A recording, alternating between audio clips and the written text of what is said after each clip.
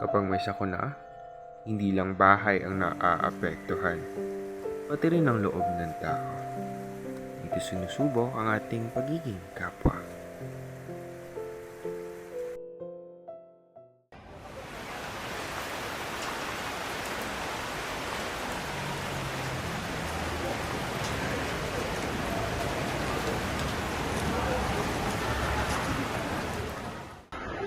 Hoy, nauna ako. Ha? Pinagsasabi mo, magdamag pa kami nandito. Huwag ka nga magpanusot. Balik dun sa dulo. Wait lang.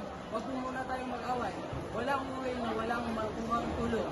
Pili ko muna pag-usapan natin ang nangyari dito sa Tiniran.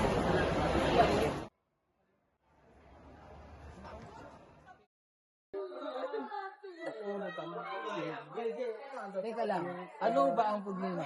Bakit mabibigat ang mga loob niyo? Kasi boss, wala na nga bigas sa bahay namin. Gugutom ng mga anak ko. Ilang beses na kami nabuhisan ng relief.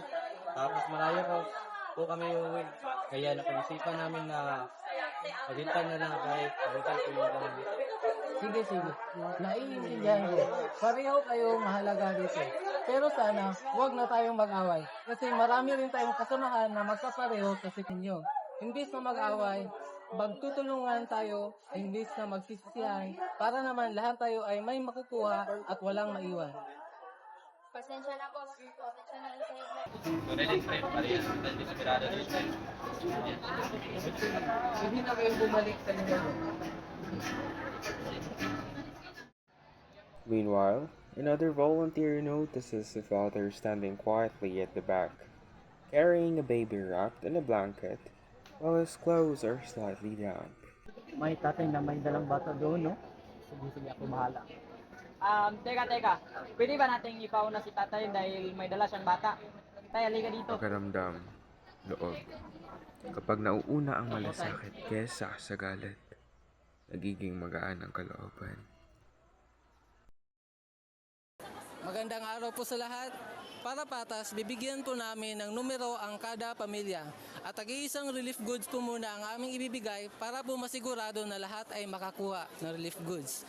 At uunahin po muna namin bibigyan ang may sanggol, matatanda, mga PWD at yung mayroong sakit. Sana po maintindihan ninyo. Dito po alin niya? Tangal lang ako. Sige talaga po. Bago lang po kami. Wala pa po akong barangay ID kasi walang problema yan. Kapwa ka pa rin namin.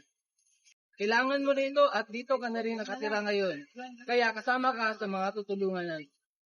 Sa panahon ng gulo at sakuna, hindi nagtatagumpay ang isa lang. Tagumpay natin ay nakasalalay sa isa't isa.